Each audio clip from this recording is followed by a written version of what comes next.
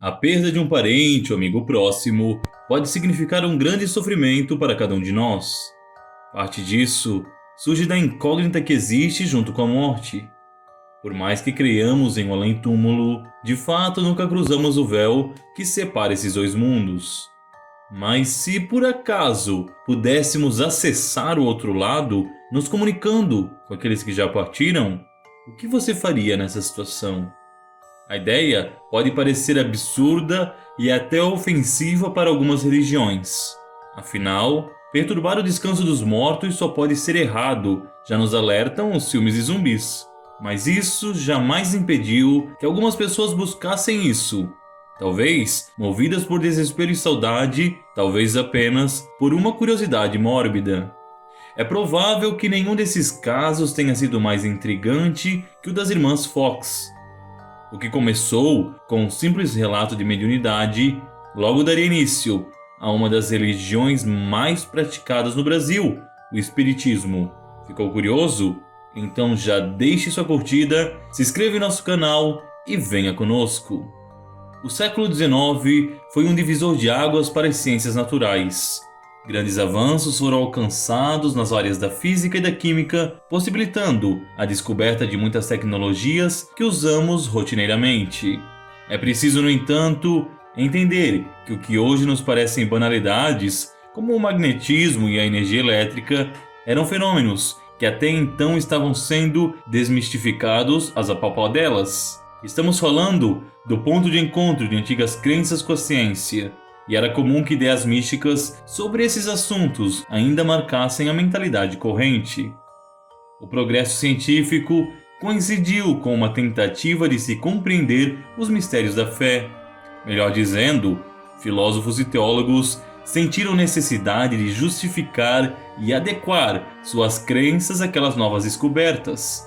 Se o comportamento de átomos e de correntes elétricas podia ser aos poucos desvendado, por que não tornar racional também as realidades metafísicas, como o próprio céu e o inferno?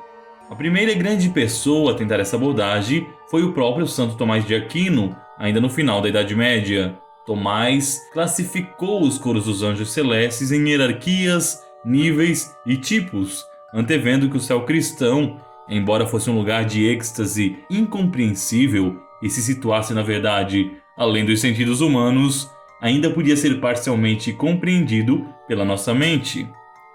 Posteriormente, Swedenborg, o filósofo e inventor sueco, afirmaria ter tido, acredite se quiser, contato com o espírito dos mortos, os quais teriam lhe desmistificado o funcionamento do pós-vida.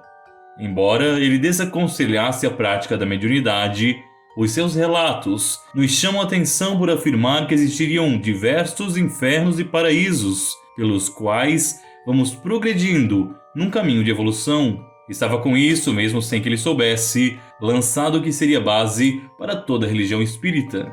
A ideia de onisciência e fé ganhava cada vez mais força por toda a Europa e Estados Unidos. Embora a Igreja Católica condenasse muito disso como heresia, o protestantismo, de livre interpretação bíblica, permitia uma grande elasticidade em suas doutrinas, fazendo florescer, principalmente no Novo Mundo, os mais diferentes e inusitados místicos e paranormais. Para muitos desses visionários, a alma humana nada mais seria do que uma espécie de energia, consequentemente captável por nossos sentidos terrenos.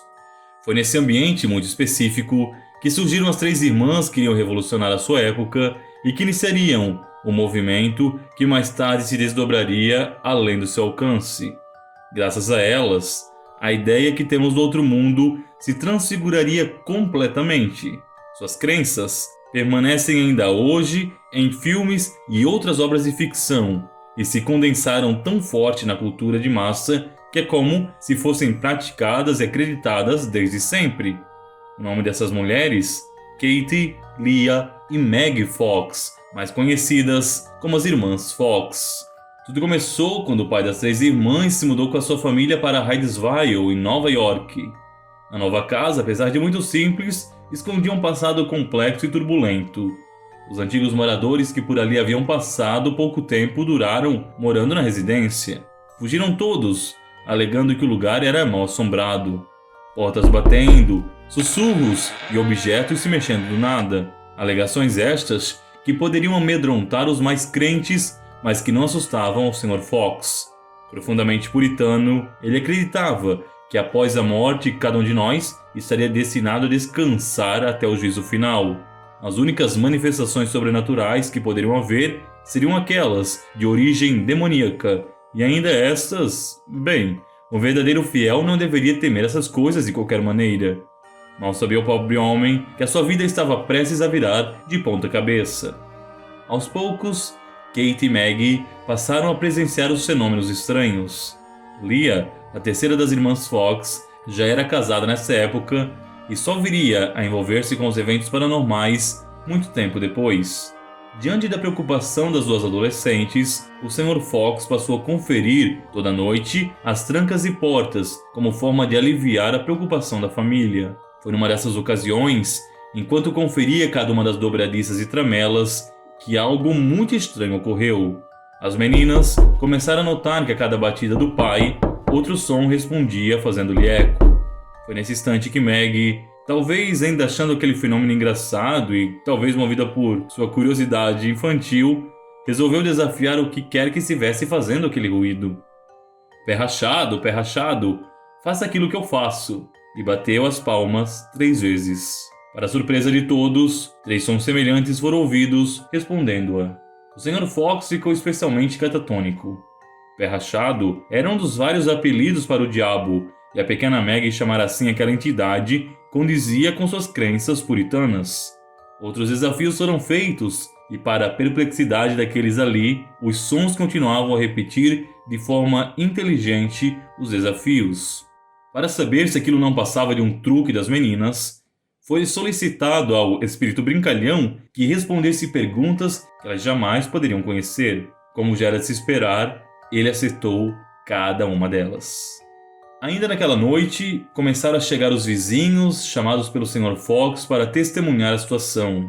Desenvolveu-se um padrão de respostas, uma batida para sim e 3 para não, mas a entidade continuava a acertar todas as perguntas feitas pelos curiosos. Entre as questões, foi descoberto que se tratava do espírito de um homem desencarnado, Charles Rosna, que teria sido assassinado e enterrado naquela residência anos atrás. O fato de ser uma alma humana e não um espírito demoníaco, como tinha pressuposto a família, fez a procura por contatos mediúnicos aumentar consideravelmente. Logo descobriu-se que as irmãs Fox poderiam se comunicar com outros espíritos já falecidos, e as pessoas passaram a correr às multidões para tentar uma última palavra com seus entes queridos. Como forma, no entanto, de garantir a integridade das duas meninas, o Sr. Fox as enviou para a casa de Leah, a irmã mais velha e casada. Isso nada impediu o assédio. As pessoas chegavam a viajar quilômetros e a perturbar o sono das garotas durante a noite para que fossem atendidos. Ou por cederem aos interesses daqueles viajantes, ou porque viram nisso uma oportunidade, as 3 irmãs passaram a realizar sessões onde se comunicavam com os mortos, respondendo perguntas de pessoas que pagavam verdadeiras fortunas para assistir ao espetáculo. Isso fez pipocar acusações de farsa. Segundo especialistas e investigadores, as irmãs estalavam as juntas dos pés, provocando sons audíveis que aparentavam ser de espíritos. A vibração de seus corpos e a acústica dos ambientes favorecia tudo, proporcionando um espetáculo impressionante. Com prova de que não se passava realmente de uma farsa, outros ainda elencavam o fato de que jamais havia sido encontrado cadáver algum na moradia, em despeito das buscas que foram realizadas. Isso não impediu o crescimento cada vez mais surpreendente da fama e, consequentemente, da riqueza das irmãs Fox, até que uma delas, Maggie, veio a público e confessou que elas eram realmente mentirosas. Foi um choque para a comunidade espiritualista, já grande na época, e muitos deles, com razão, sentiram-se profundamente traídos. Maggie voltou atrás algum tempo depois, dizendo que foi paga, na verdade, por um jornal para afirmar suas mentiras. Mesmo com isso, a fama das irmãs jamais foi restaurada e suas sessões esvaziaram-se rapidamente. Aos poucos, os poucos que as frequentavam agora iam céticos e tentavam desmistificá-las. As irmãs Fox caíram com isso na embriaguez e morreram longe da fama e da felicidade que construíram na juventude. Após sua morte, no entanto, uma última varredura teria sido feita na casa, onde foi achado o que na verdade seria o resto de um cadáver. Isso chamou a atenção de muitos. Outros insistiram que não passava de mais uma farsa. Mas seja como for, foi dado um novo fôlego ao movimento espiritualista. Muitos médiuns e paranormais têm aflorado desde então. Sejam farsantes ou possuidores de um extraordinário dom, verdade seja dita. As irmãs Fox construíram para sempre o imaginário que até hoje vemos em filmes e séries de terror. Mas você, no final, acredita nelas ou não?